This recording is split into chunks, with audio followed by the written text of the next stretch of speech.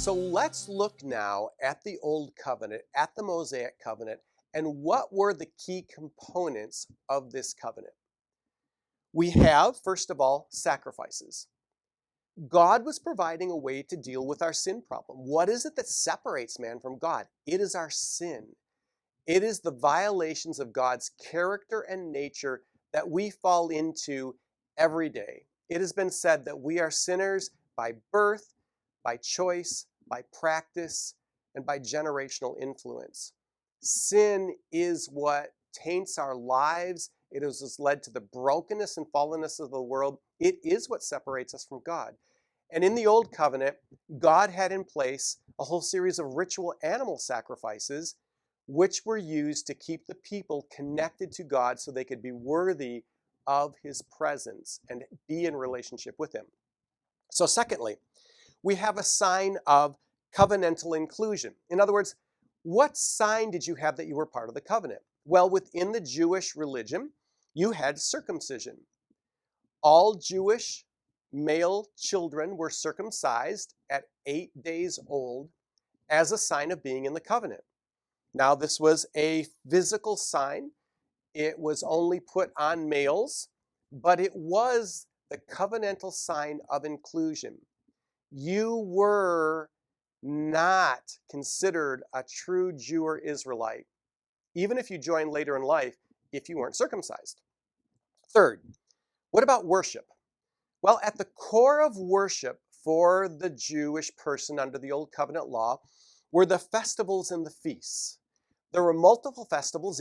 These were prescribed throughout the year, and everyone participated. Some of these were joyous with lots of eating. Others were more serious.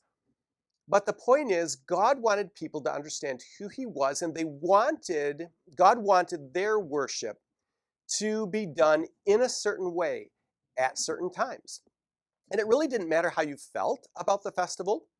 If you were going to be considered a faithful Jew, part of the Old Covenant, you were to participate in these festivals and these feasts. The other thing that was very much a part of Old Covenant Testament law was food. There were certain foods that were prohibited, the ways you prepared the food, when you could eat the food, what you did with the food. Food laws, ordinances, instructions were very much a part of the Old Covenant system. And again, it didn't matter how you felt about it. You were expected to comply with these ordinances, laws, because of what they taught you about the nature and character of God. And they were a sign of your obedience and your loyalty under the Old Testament covenant. And then we also have Sabbaths. Sabbaths were periods of rest. We're very familiar with the weekly Sabbath. Every 7 days, Jews would stop everything. They would not cook. They would not prepare. There were instructions on even how far you could travel. By the time of Jesus, the Pharisees and teachers of the law had hundreds of additional instruction about what Sabbath keeping looked like, what you could do, what you couldn't do. They were so intent on keeping people from not breaking the Sabbath that they kept building fences around where you could go. But every time they would build another fence further out, until by the time of Jesus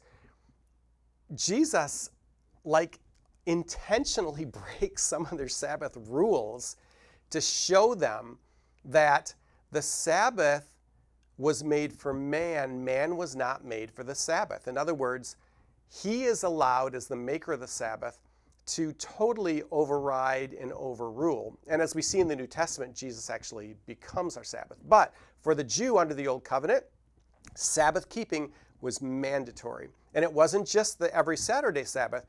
There were at times monthly Sabbaths. There were yearly Sabbaths. There was even a Sabbath every 70 years so the land itself could take a rest. And as we look at the history of the Jewish nation, we see how often they failed to keep these Sabbath regulations and brought even judgment on themselves and on the land as a result. Now, the other component that is part of the Old Covenant regulations and relationship with God is the temple. So the temple is the focal center of worship and the presence of God for the nation of Israel. There was one temple There was always only one temple for the Jew.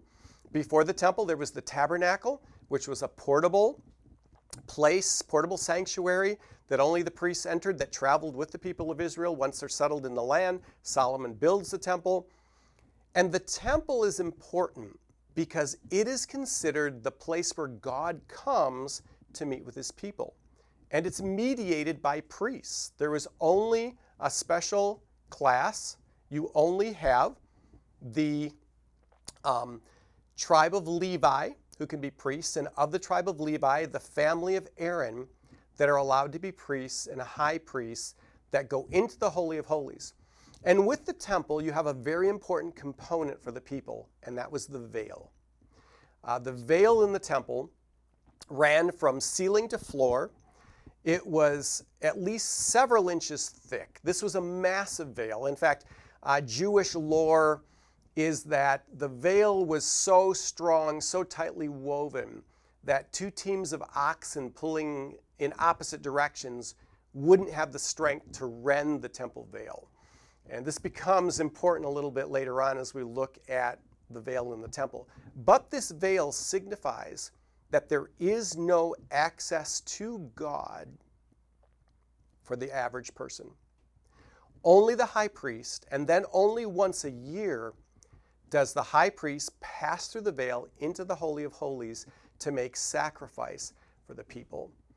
And this holiness of God that is being protected by the veil within the temple, they took this so seriously that the high priest wore bells on his robes and a rope around his waist, because if he did anything wrong and God had to judge him, they needed to be able to pull his dead body back out of the Holy of Holies without someone going in there who wasn't worthy to go in. And so all this is to underscore the seriousness of a relationship with God, and how serious God takes this relationship, and how serious the sin that separates us from God is. When we get to the new covenant, all of this changes.